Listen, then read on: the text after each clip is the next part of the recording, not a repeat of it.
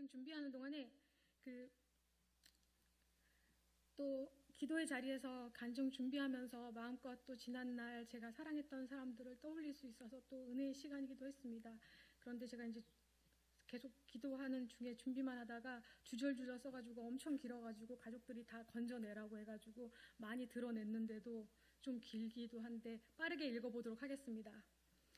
여러 번 했지만 오랜만에 또는 어쩔 수 없이 하게 된 간증의 시작을 위해 제목이 필요할 것 같아서 주님과 더불어 나를 천국 소망하게 하는 사인이란 제목을 정해보았습니다. 저는 지금으로부터 정확히 50년 전에 경북 영풍군 평을리 938번지에서 태어났습니다. 거기에 부엌역 점집방이라는 곳이 있는데요. 거기서 태어났는데 부모님은 큰애 삼촌의 소개로 만나셔서 보름 만에 약혼하시고 한 달 만에 결혼을 하셨다고 합니다. 아빠는 그때 면석이로 근무하고 계셨고 그 집에는 증조할아버지, 할아버지, 할머니, 큰집 가족과 저희 부모님, 삼촌 그리고 기타 등등의 여러분까지 모두 4대가 함께 사는 집이었습니다.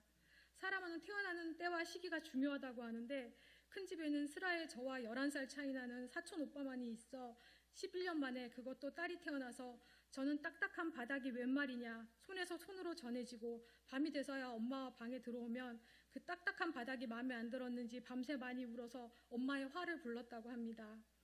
태어나면서부터 잤기도 하고 엄마의 말을 빌려보면은 나사가 2개 정도 풀려 있어서 큰 병은 없으나 늘 쇠약함으로 공고한 시간이 자주 종종 있었고 그 덕분인지 저는 생활 반경이 좁고 집안에서만 노는 편이어서 날라리가 되지는 못했습니다. 제가 태어나고 서울로 올라오신 부모님은 제 아래로 동생들이 태어나고 이래저래 저는 시골로 보내져서 2년여 지내다가 7살이 되던 해에 다시 서울에 왔습니다. 그리고 다니게 된 유치원은 집 가까이 교회에서 운영하는 유치원이었습니다. 교회는 본당 건물과 선교관 그리고 바로 옆에 단층 사택이 함께 있었습니다. 집 가까이에 교회가 있어서 밖에 잘 놀지 않던 저는 그나마 교회 마당에서 친구들과 같이 놀았습니다. 무엇보다 그 교회 담임 목사님의 둘째이자 딸인 동갑인 이은우라는 친구가 있어서 더 자주 교회에서 놀았습니다. 은우는 저보다 키가 한 뼘은 더 크고 피부가 우유처럼 하얗고 똑똑하고 야무지고 그리고 저에겐 따뜻하고 든든한 친구였습니다. 그렇게 제가 4학년쯤 다른 곳으로 이사를 가고 오랜 시간 잊고 지냈지만 은우가 종종 생각이 났습니다. 저는 지금까지도 유치원에 관련된 많은 좋은 기억들이 가득합니다. 20살이 되어 대학에 입학하고 어느 날 부모님께서 외가에 가시는데 동생들은 학교에 가고 저만 시간이 되었는지 부모님과 셋이 외가에 가는 길에 엄마에게 전에 살던 동네에 가보고 싶다고 했습니다. 그렇게 가는 길에 살던 동네에 가보니 바로 은우가 있는 교회가 가보고 싶었습니다. 부모님은 차에 계시고 혼자 교회를 찾아가 보니 교회 마당 수도가에 은우 할머니가 계셨습니다. 인사드리고 은우를 찾으니 은우는 집 안에 있다며 들어가 보라고 하셨습니다.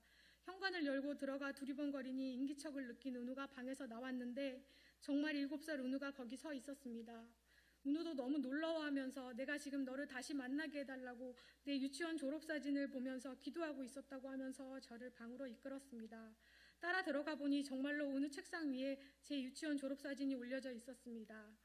그리고 어찌 오게 되었냐고 해서 어쩌다 지나는 길에 들리게 되었다고 했습니다. 그리고 방을 둘러보니 은우가 기도원 같은 곳에서 많이 아픈 모습으로 기도하는 사진이 보였습니다. 은우는 중학교 올라갈 즈음에 백혈병이 발병해서 치료하고 검정고시로 중고등학교를 마치고 충신대 음대에 진학했다고 했습니다. 내가 너무 보고 싶어서 사진을 보며 늘 다시 만나게 해달라고 기도했다고 하며 부모님께 자기도 인사드리고 싶다며 같이 나와서 저희 부모님께 인사를 드렸습니다. 엄마도 너무 반가워하시며 인사를 나누고 우리는 그렇게 헤어졌습니다. 엄마가 차 안에서 은우는 어쩜 여전히 저렇게 우윳빛이냐며 천사가 있다면 은우처럼 생겼을 것 같다고 했습니다. 그렇게 돌아와 시간이 훌쩍 지나고 미루다 더는 미루면 안 될 것 같아서 거의 1년여가 지난 여름쯤에 은우네 집으로 전화를 했습니다. 할머니께서 전화를 받으셔서 은우 친구 진아인데 은우 있냐고 여쭈니 은우가 얼마 전에 천국 갔다고 했습니다. 제가 참 지금도 오는 전화나 받고 지경이 넓지가 못한데 어쩌다 그렇게 시간을 보내고 그런 소식을 들어서 마음에 큰 구멍이 생긴 듯 했습니다. 그런데 그땐 지금보다 더 어려서 가속도 붙은 시간들 속에서 그 일들이 잊혀져 갔습니다. 지금도 꿈결 같은 은우와의 만남이 정말 부모님과 같이 만나지 않았다면 저도 꿈을 꾼 것인가 싶을 일입니다. 두 번째는 할머니입니다. 할머니와의 추억은 오늘 밤 새도록 얘기를 해도 다 못할지도 모릅니다. 진주와 중고등학교 시험 기간에 일찍 하교하면 총알거린 것의 많은 부분이 할머니 이야기입니다. 할머니는 이야기를 하고 또 해도 재미나고 새롭습니다. 저희 시골은 마을에 버스가 하루 4번 들어오는 산골입니다. 그리고 큰 집은 마을 제일 안쪽, 제일 위쪽 끝에 있습니다. 조용한 것으로는 어디 내세워도 빠지지 않는 곳입니다. 가끔 멀리 경운기 소리와 개 짖는 소리, 새 소리가 들리는 것이 다인 곳입니다. 금음에는 밤에 눈을 감으면 내가 눈을 뜬 건지 감은 건지 모를 정도로 밤이면 또 어둠이 깊이 내려앉습니다. 그 마을에는 다 석씨만 살아서 전 서울의 유치원에 들어가서 세상에 석씨 말고 그런 다양한 성씨가 있고 오히려 석씨가 없어서 흠칫 놀랐습니다. 그리고 전 모든 아이들이 시골 엄마와 서울 엄마가 있는 줄 알았더니 다들 엄마가 하나인 것도 정말 많이 놀랐습니다. 전 거의 성인이 되고 나서야 큰엄마라는 호칭을 부를 수가 있었습니다. 참고적으로 저는 고모와 이모, 강과 바다도 꽤 오랫동안 헷갈린 사람이긴 합니다. 할머니는 돌아가시기 몇 해 전까지 긴 머리 올려 단정하게 비녀를 꽂으시고 그러나 생활이며 취미이며 놀이가 반일이어서 정말 많은 일을 하시고 외부 활동은 거의 없이 늘 집에 계셨습니다. 가끔 서울에 오실 때 아빠와 청량리역에 마중 나가보면 개찰구에 할머니 키만한 자루를 머리에 가로로 이고 양손에 다시 보자기를 들고 나오셔서 그 짐을 다 풀면 거실 마루가 꽉 차도록 짐을 가지고 오시기도 하셨습니다. 할머니는 진주와 제가 방학에 내려가면 고방에서 땅콩이랑 이런저런 것들을 이고지고 아침 7시 첫자로 장에 나가셔서 그것들을 팔아선 그걸로 옷고시도 해오시고 돈으로 바꿔서 우리가 다시 서울 갈 때 보쟁이에서 돌돌 말린 돈을 진주와 저에게 꼭 주셨습니다. 할머니는 본인을 위해선 정말 돈이 하나도 없는 것처럼 안 쓰시는데 가끔 저희를 데리러 오셔서 같이 기차를 타고 시골에 내려갈 때 기차 안에 홍익회 구루마가 지나갈 때 우리의 간절한 눈빛을 보고 사주신 주황 그물망에 든 삶은 계란과 귤 그리고 무엇보다 전기구이 오징어 맛은 잊을 수가 없습니다. 저희 3남매가 다 주면 먹고 안 주면 안 먹는 아이들이었는데 할머니께 사달라고 했던 걸 보면 할머니가 제일 여지가 많았던 것 같습니다. 그 심심하고 지루할 것 같은 곳인데 그곳이 지루했다면 안 갔을 텐데 심심하다는 생각보다 그곳은 저에게 근심 걱정을 잊고 평안함을 주던 곳이었습니다. 더군다나 전 개를 많이 무서워하는데 시골에는 풀린 개가 많아서 진주가 없이는 동네도 안 나가고 한 달 열흘 있어도 거의 큰 집 울타리 안에만 있는 편이었는데 그곳은 아무것도 안 하지만 저를 저로 만드는데 많은 것을 기여한 곳입니다. 대학교 4학년 여름에는 왠지 이제 직장에 다니면 이렇게 길게 못 갈 것 같아 작정을 하고 아르바이트도 안 하고 길게 내려갔었는데 구 남친 현 남편은 시골 간다고 해서 몇 날이면 올 줄 알았는데 연락이 두절되어서 깜짝 놀랐다는 얘기를 지금도 하고 있습니다. 저희 할머니는 좀 늦은 나이에 마을 입구에 하나 있는 교회에 출석하시게 된 할머니는 너무 좋으시다며 주일에는 아침을 일찍 드시고 단정히 비녀를 찌르시고 하얀 삼배모시 한복을 빳빳이 다려 입으시고 오전 예배를 드리시고 다시 오후에 예배를 가시는 할머니를 따라가 보니 할머니가 선풍기 아래 예배가 시작하자마자 편안히 주무셨는데 시골의 삐걱거리는 마루에 아치 창문에 햇살이 내려오고 선풍기 아래서 가늘게 흔들리는 머리카락에 졸고 계신 할머니 모습이 어린 제가 보아도 할머니는 여기가 천국이시네 하는 생각을 하였습니다. 할머니는 94살의 일기로 천국에 가셨는데요. 할머니가 묻히던 날 그 깊게 판 웅덩이에 할머니 관이 내려가고 할머니에게 마음속으로 할머니 많이 사랑했다고 그제야 여러 번 말했는데요. 저희가 지역적 특성인지 집안의 특성인지 무소식이 희소식이고 표현하지 않아야 사랑이라고 저도 여기고 있었는데 아마 그 사랑이라는 단어가 넓고 깊게 제 마음에 새겨진 날이었던 것 같습니다. 할머니의 다정한 시선이 시골에서 올려다봤던 그 하늘들이 제 마음속에 아직도 고이 남아있어서 감사합니다. 세 번째는 제 큰 고모입니다. 어렸을 적에 한 집에 몇 년 살기도 했고 고모와 따로 살고도 학기 중에 진주와 종종 큰 고모네 집에 놀러를 갔었습니다. 바쁜 부모님을 대신해서 저희 3남매의 이런저런 일들에 고모가 대신 와주시고 도와주셨는데요. 무엇보다 제가 아이를 낳고 임신 중독으로 뇌에 산소 공급이 안 되어 뇌혈관 부종이 왔었는데 다시 재검을 해야 하는 상황에 아이 맡길 곳이 없었는데 그때도 큰 고모가 방학동에서 양재동까지 오셔서 검사하는 동안 아이를 봐주셨습니다. 그때 제대로 감사 인사를 못한 것이 늘 마음에 걸립니다. 고모는 81기로 천국 가셨는데요. 가시기 바로 전날 밤 10시에도 쌀을 택배로 붙인 작은 엄마와 통화하시면서 어디 편찮으신 곳 없냐는 물음에 남 80인데 아직도 무릎도 안 아프고 아픈 곳 아무도 없다고 하셨는데 다음날 새벽에 뇌출혈로 병원에 가셨다는 고모를 오전 7시 반쯤 뵈었습니다. 고모가 정말 어릴 적 봤던 주무시던 그 모습 그대로 평안한 모습으로 누워 계셔서 실감이 안 날 정도였습니다. 제 삶에 실제로 본 영면에 든 모습이었는데 가서 고모를 깨우면 일어날 듯 편안히 자는 모습이었습니다. 고모를 보내고 며칠 후에 부모님과 고모 짐들을 정리하러 갔는데요. 고모가 평소에도 단정하기도 하셨지만 소박한 살림들이 얼마나 정갈하던지, 그리고 돌아가시기 전날 들고 다니시던 가방과 그 속에 지갑까지도 너무 잘 정리되어 있었습니다. 그리고 나오는데 TV 바로 위 작은 십자가가 걸려 있었습니다. 제일 많은 시간을 보냈을 고모의 자리 바로 앞에 작은 나무 십자가가 기억에 남습니다. 고모의 단정한 집과 짐들을 보며 저도 집을 나서기 전 내가 다시 못 돌아올지도 모를 내 자리를 돌아보는 습관이 생긴 것 같습니다. 그리고 네 번째는 우리 석진주입니다. 제가 2년 시골에 내려가 있는 동안 진주는 서울에 있어서 가끔 보는 얼굴이 하얗고 머리가 노란 외국 아이 같은 서울 동생이었던 적도 있습니다. 다시 제가 7살에 서울에 올라올 즈음에 진주가 다시 시골에 내려가서 진주는 7살 유치원까지 그곳 병설 유치원에 다니고 1학년 입학할 때 서울에 왔습니다. 집안 울타리 안에서만 노는 저와 달리 진주는 겁이 없고 활동적이다 보니 제가 시골에 내려가 보면 천하를 호령할 것 같은 꼬마 장군이었습니다.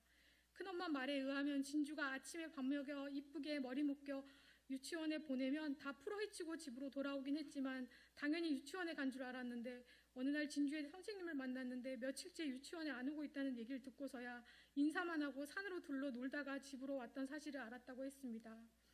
시골에선 학교의 운동회가 마을 잔치인데 진주가 달리기를 하는데 꼴찌로 달리다가 운동장을 가로질러 1등으로 테이블 끊고 들어와서 그때 마을에 한바탕 큰 웃음을 선사했다는 얘기는 전설처럼 남아 있습니다. 진주는 서울에 와서 초등학교를 입학하고도 전 가까이 있어도 한 번도 안 가본 놀이터에서 늘 놀던 진주는 받아쓰기를 20, 30점 맞아오다가 가끔 100점을 맞는 날이면 대문을 손으로 열지 않고 꼭 발로 뻥 차고 들어왔던 기억도 납니다. 공부에 재미를 붙인 진주는 1등하기보다는 뭔가 좋아서 재미가 있어 열심히 하는 아이여서 옆에서 보면서 참 신기하기도 하고 동생이 공부를 잘해주어 부모님의 자랑이 되는 것이 내심 첫째로서 대견하고 고마웠습니다. 자매이다 보니 오랜 시간 방을 같이 쓰고 늘 옆에서 나란히 자다 보니 지금도 진주의 자는 모습이 눈에 선하고 시간이 지나고 보니 내 인생에 처음 하는 일들을 진주와 많이 하다 보니 추억이 많습니다.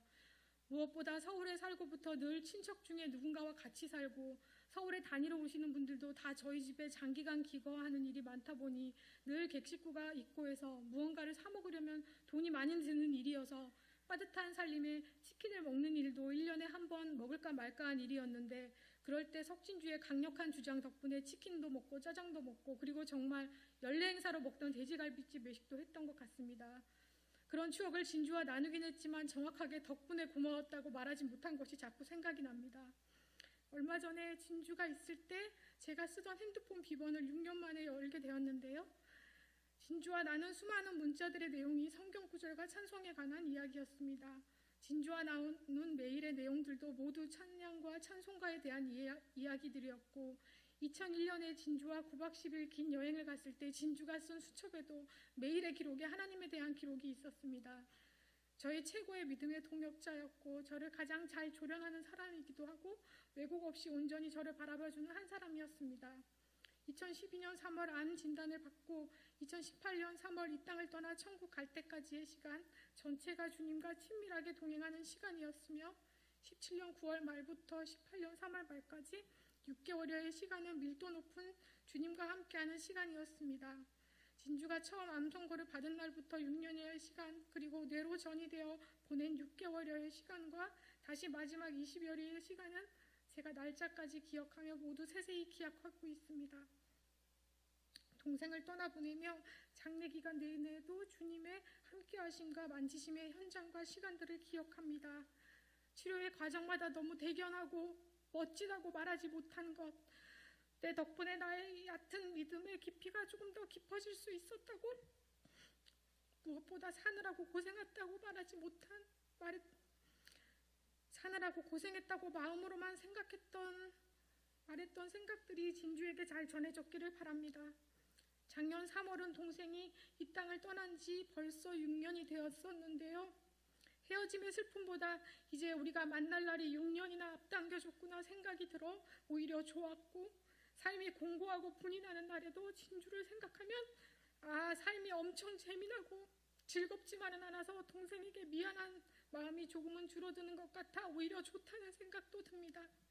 아쉬움과 애틋함마저도 주님의 권능의 손으로 치료하심에 감사합니다. 제가 주일학교에서 제일 처음 외운 요절 말씀은요, 하나님이 세상을 이처럼 사랑하사 독생자 예수 그리스도를 주셨으니 이는 그를 믿는 자마다 멸망하지 않고 영생을 얻게 하려 함이니라. 요한복음 3장 16절 말씀입니다. 하나밖에 없는 사랑하는 아들을 우리를 위해 이 땅에 보내주시고 우리의 대속죄로 십자가에 달리셔서 우리를 자유케 하셔서 우리의 삶을 이렇게 따뜻한 기억으로 채워주시고 그 빈틈에 허다한 허물은 주님의 사랑으로 덮으심을 감사합니다. 무엇보다 이 땅에서 주님과 동행하며 천국 살게 하시고 저 천국까지 인도해 주셔서 우리를 영생을 살게 하심으로 천년이 하루 같고 하루가 천년 같은 천국의 시간표대로 우리가 곧 다시 만날 것이라는 소망으로 살게 하신 하나님 아버지, 오늘도 감사합니다. 감사합니다.